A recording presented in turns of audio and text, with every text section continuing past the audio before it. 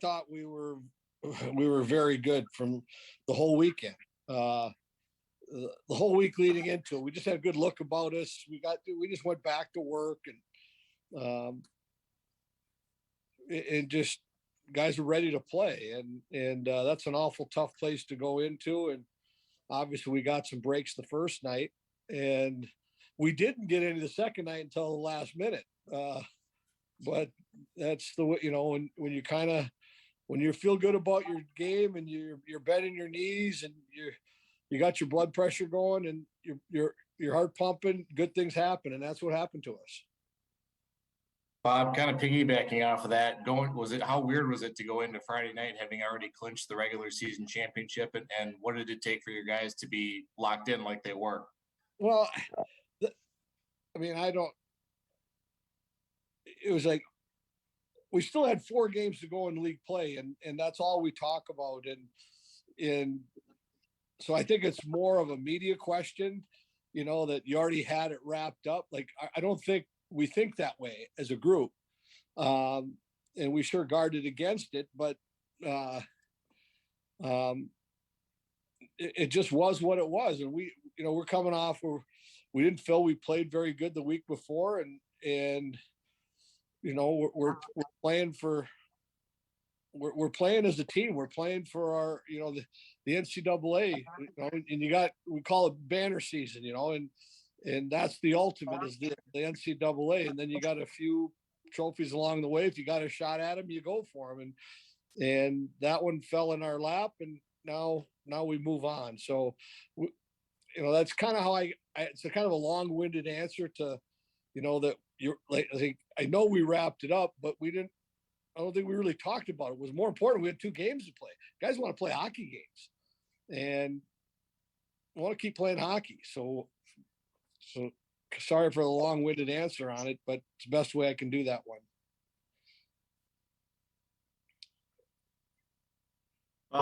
You're obviously in the midst of a season and you're dealing with the day-to-day stuff of, preparing for an opponent and all that. But, especially after a weekend like last weekend, do you ever take a second and just sit back and look at that top line and think of, where they are kind of historically in terms of Gopher hockey? I mean, that's those 3 seem to be pretty special. Yeah. I think, I don't think we sit back and think like that. We may do that in the off season. Yeah. From as your word was historical, but I mean, they're an awful talented group, and when they get on, they're on. But I think one of the great things about this team is we're a lot more than that line, and so, and they know that too.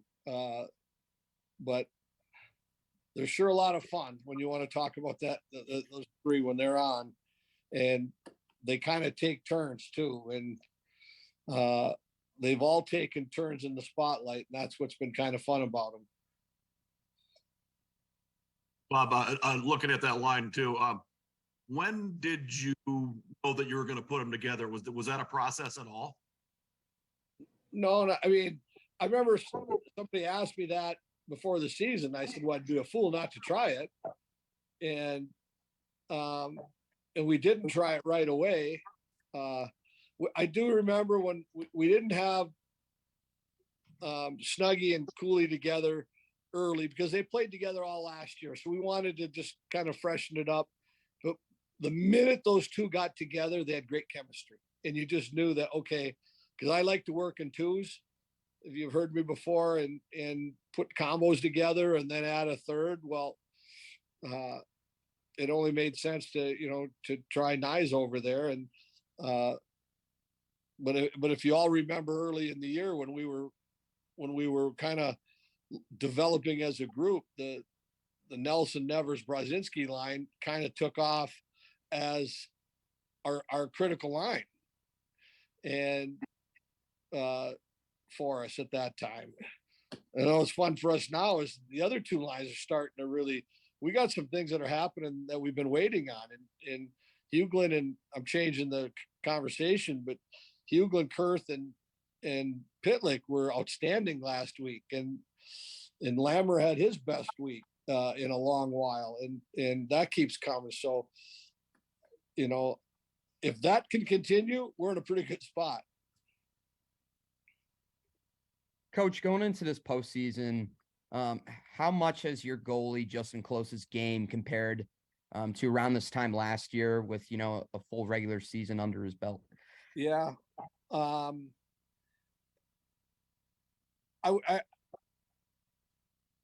got to answer it two ways and come at it two different ways. One, and you've heard me say it before, Justen it's almost been from day one when he got in there. He looks the same almost every day in practice, every game. So he's just got a mature, comfortable look about him. But on the other hand, I think you're right. I think he is maturing even more and getting more confidence the more he plays. But he doesn't have that demeanor. He just has the same demeanor with us, but there has to be some growth in there too. From an athletic standpoint, the more he plays, because we've needed him a few times on wins this year where it's been all him. And he just is just the steady rock for us back there. Bob, I know you're not in charge of anybody else's travel plans, but have you talked to Steve Rowlick at all? Do you know any idea what they're doing as far as getting here with the weather and all that? We've been communicating through text, and I said, don't worry, you're not going to have any problem getting here. So, but I'm not a meteorologist. I just wish, I think there's going to be a window. They're going to be fine to get in here. Sure. And, this is the time of year too, like to come early. Sometimes you've been traveling all year. That even is a distraction to come even earlier. And they'll get in here. It looks like there could be a window, maybe not quite as bad as they thought. So but that's part of being on the road too. Yep. Adversity on the road. We all have to deal with it. And then today's the 43rd anniversary of the Miracle on Ice, a pretty big moment in American hockey, and 9 Gophers on that team. Just what memories do you have of that, being a younger guy? Well, I was 20. I was 20 years old when that happened, playing in the USHL. You remember, we didn't have the media. I know I was on a bus and listening to one of the last 2 games. It was the gold medal game, but you had a lot of pride. We all did back then following it. But God, you just didn't have the how we watch everything now on your phone. You watch and you can replay all the greatness, but that's how we followed it back then from radio. The game we had, the big game was for us on the radio, but they were college guys. There were so many Minnesota guys. Of course, Herb Brooks, we're all from Minnesota. So I think we had a real keen eye to the tournament and then how it did take off from a media standpoint. But let's all face it, it grew after is where, the legacy and how special it was. It kept growing, after the tournament and for decades upon, and it'll probably never end. So, but it was pretty cool. Bob, I'm just curious, how do you handle senior night when it's not going to be your last your last time in the building here this year, knowing you get at least one home playoff game for sure, and just how nice is it to be home heading into the playoffs? Well, the senior group has been awful special for us. Been with all 4 years. They've been part of this whole building process that we've gone through, and it is the night where their families can come in and we honor their. And we made the change. We do it after the game, which I think I've seen other programs do. I think it's great. You're not rushed, and the families can be down on the ice and they can really enjoy it, and they can come back for a weekend. But they know there's more. Like, that's the one thing that this group that they're gonna enjoy it with their families after the game on Saturday, it's a moment for all of us to tip our cap to that group, but they know that we've got some important things in front of us that they're very focused on. Bob, you're going to have your 8th sellout on Saturday and possibly a sellout on Friday. When you look at that compared to say back in 19 in the playoffs against Michigan, where there's not many people in the building, what was required to build it to what it's become now? Well, I mean, that's a great. I mean, that picture made it all over, all over college hockey and the hockey world, our building at that time. But I'll stay. The Gopher fans have never gone anywhere. They've always been here, and we had to give them a reason to come back. And it's just the ebbs and flows of sports all over this country. It happens all the time.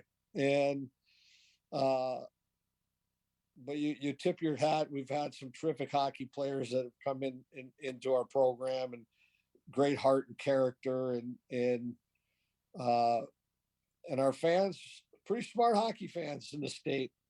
And if you put out the product like we have the last few years, they're going to come back out and watch, and we compete awful hard, and I think they respect that. So it's been awesome. I mean, I'll even go last year, our guys were more nervous in that championship game because the building was on fire. And, let's hope we can do that again, because we'll be ready for it this time. I think it kind of, because we hadn't seen that, and, obviously how far it had come from a few years back, but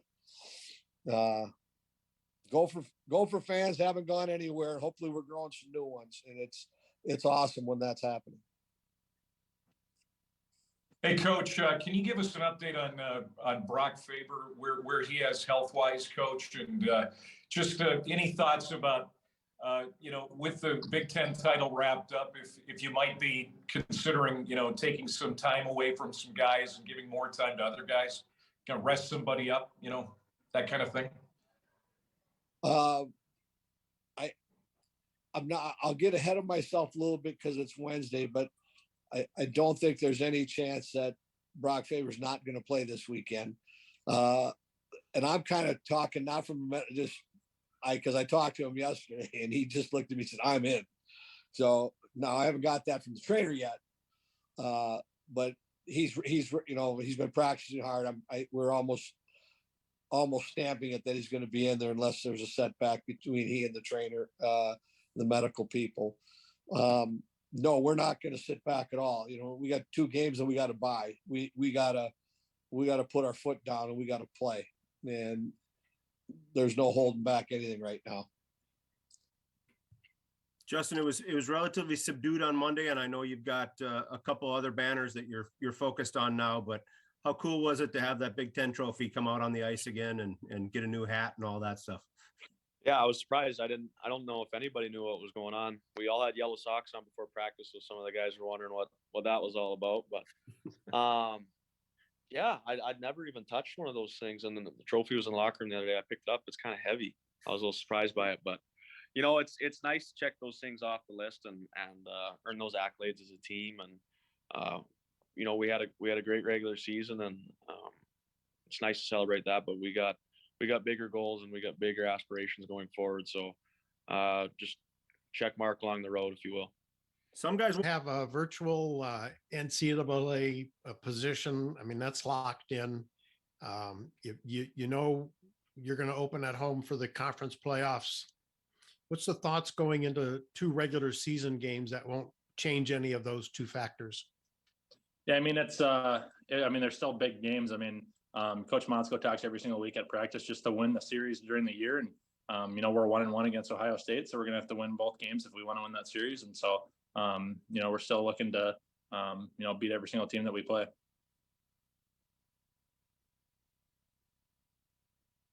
Bryce, looks like there's going to be an 8th sellout crowd this season, possibly a 9th if Friday sells out. What's that been like for you guys on the ice? I mean, how much do you draw from that?